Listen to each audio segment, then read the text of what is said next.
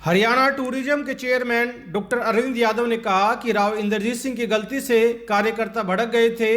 अगर राव इंद्रजीत सिंह चाहते तो स्थिति ना बिगड़ती।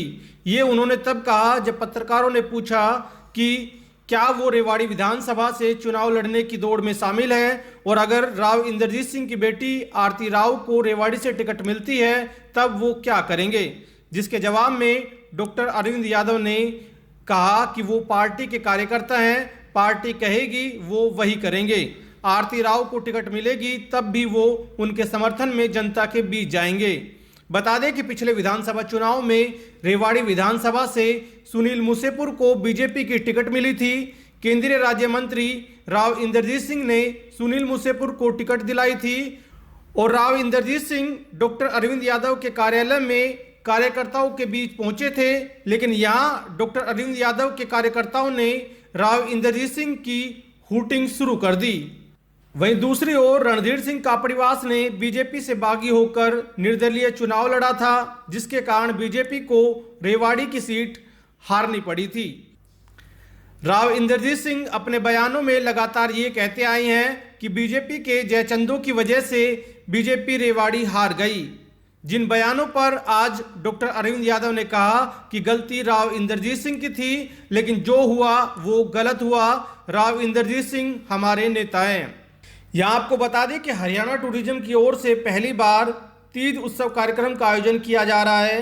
रेवाड़ी शहर के बाल भवन में 19 अगस्त को शाम 4 बजे से तीज उत्सव कार्यक्रम शुरू होगा, जिसमें विभिन्न तरह के कार्यक्रम किए जाएंगे।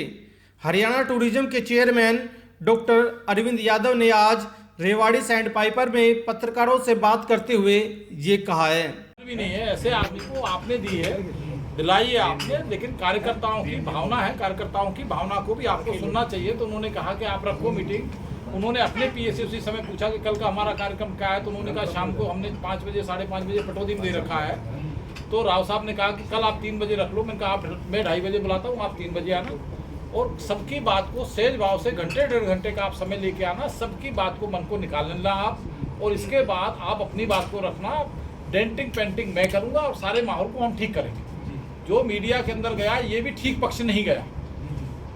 इतनी बात उनके साथ मेरी अंडरस्टैंडिंग बनी। अगले दिन मैंने उनको बुलाया, क्योंकि राव साहब ने कभी जीवन के अंदर इस तरह की बात सुनी नहीं थी। कार्यकर्ताओं ने अपने मन की बात राव साहब के सामने रखी और राव साहब को मैं अभी भी आज भी ये कहता हूँ, यदि राव साहब सबकी बात सुन के जो वो मुझे षड्यंत्रकारी मुझे वहाँ मीडिया के अंदर ये ना बोल के वो ये बोलते कि भाई अरविंद मेरा छोटा भाई है, अरविंद को टिकट नहीं मिली, मैंने सुनील मूसेपुर के लिए सिफारिश की, मेरी बात संगठन ने मान ली, अरविंद की बात नहीं मानी, अरविंद मेरा छोटा भाई है, मैं विश्वास दिलाता हूं कि अरविंद के मान सम्मान में कमी नहीं आने दूंगा। इतनी बात यदि कार्यकर्ताओं के बीच में उस समय कहते थे तो बात ही नहीं होती, लेकिन उन्होंने दूसरी बात बोलना शुरू करी तो उससे कार्यकर्ता और ज़्यादा नाराज हो गए। नाराज होने से वो माहौल बिगड़ गया। तो उसके लिए भी मैं कहीं 0.01% भी अपने मन से, अपने कर्म से, अपनी वाणी से मैं अपने आप को कसूरवार नहीं मानता। वो शब्दों का चयन करके ठीक तरीके से राव साहब रख देते उस समय पर। तो ये जो एपिसोड हुआ जो आज तक भी चर्चा में रहता है, इसके बाद भी 3 साल होने के बाद गंगा जमुना में इतना पानी बह गया, वो बार बार कभी जयचंद कभी इनामी जयचंद कहते रहे, तो उनको भी छोटा भाई समझ के इन बातों से ऊपर, क्योंकि वो तो राष्ट्रीय स्तर के नेता हैं, इतनी बार सांसद बन गए, केंद्र में इतनी बार मंत्री बन गए, प्रदेश में बन गए, इतनी छोटी बातों से उनको रात गई बात को भूलना चाहिए था उनको, लेकिन वो गाये बजाय इन सब बातों को रखते। और हम लोगों ने भी जीवन संगठन में लगाया, संगठन को हमारी भी उपयोगिता का पता। तो ये सब बातें समय के साथ ठीक हो जाती है, कोई बात नहीं।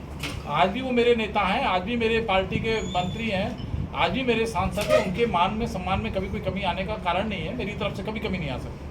तो पहली बार हरियाणा टूरिज्म तीज महोत्सव मना रहा है और उसकी शुरुआत रेवाड़ी में होने जा रही है।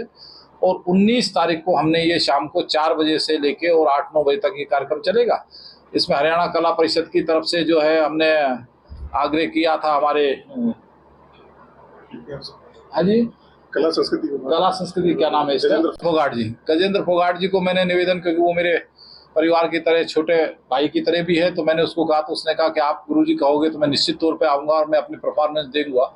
तो 1-1.25 घंटे की उनकी परफॉर्मेंस होगी। एक कला संस्कृति में जो हमारे शहर के बच्चे हैं, हमारे ज़िले के बच्चे हैं, वो लोग करते रहते हैं, तो उनको भी एक ऐसा प्लेटफार्म मिले, एक ऐसा मंच मिले कि जहाँ वो अपनी कला को, अपनी संस्कृति की छटा बिखेर सकें, तो ये प्रयास भी था। तो उन लोगों को भी 1 सवा घंटे का कार्यक्रम उनका रखा है। तीसरा, हमारे गांव की हमारी बहनें हैं जिनकी प्रतिभा गांव तक ही सिमट के रह जाती है शादी में, विवाह में, तो वो भी हमने सोचा कि उनको भी ऐसा मंच हम प्रदान करें तीज महोत्सव के नाते कि वो भी एक अपनी कला को यहाँ प्रदर्शित कर सके। तो 1 आध घंटे का कार्यक्रम हमने उन बहनों का भी रखा है। तो ये 3 घंटे का लगभग का हमारा कल्चरल प्रोग्राम का ये आयोजन रहेगा वहाँ पर।